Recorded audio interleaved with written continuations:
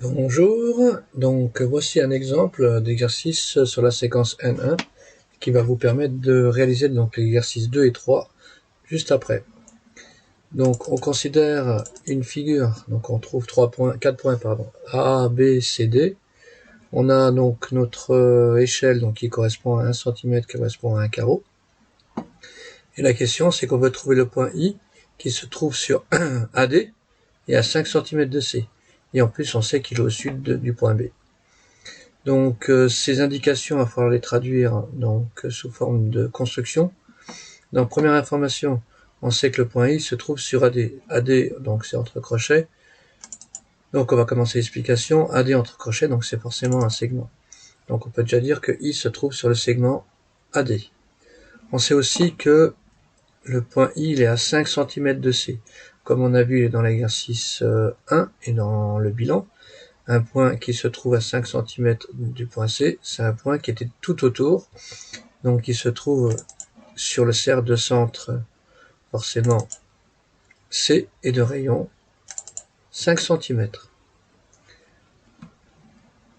Donc le point I se trouve sur le segment AD et sur le cercle de centre C de rayon 5 cm, donc forcément on dit que le point c'est le point d'intersection entre les deux objets, c'est-à-dire entre le segment et le cercle que vous venez de tracer, qu'on va tracer. Donc on va commencer déjà à tracer le segment AD, le voici, et le cercle de centre C est de rayon 5 cm. Donc la pointe du compas sur le point C, on prend un écartement de 5 carreaux, et on trace donc le cercle de centre C de rayon 5 cm. On voit qu'en réalité il y a deux points d'intersection entre le segment et le cercle. La dernière information, c'est qu'il se trouve au sud du point B. Donc au sud du point B, il ne reste plus qu'une position, c'est bien sûr celle-ci. Vu que le point ici se trouve, on va dire au nord-ouest du point B, donc au nord dans tous les cas. Donc voilà le premier exemple par rapport au point I. On va reprendre un deuxième exemple. Cette fois-ci, on veut trouver le point J qui se trouve à 4 cm du point A et à 5 cm du point B. Il faut que le point J soit le plus proche possible de D. Donc première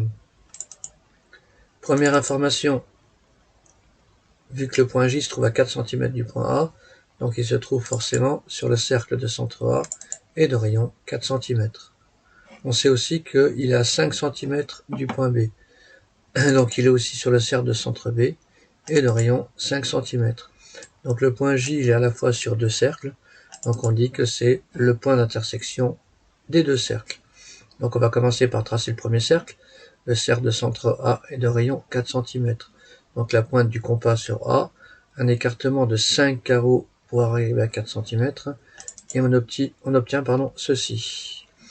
Il est aussi sur le cercle de centre B et de rayon 5 cm, donc la pointe du compas sur le point B, un écartement cette fois-ci de 5 carreaux pour avoir 5 cm, et on peut le tracer avec le compas.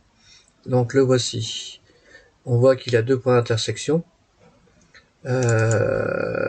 celui-là et celui-là.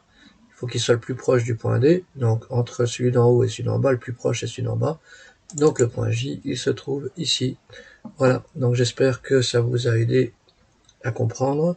N'hésitez pas à la visionner plusieurs fois cette vidéo avant de faire l'exercice 2 et l'exercice 3. À plus tard.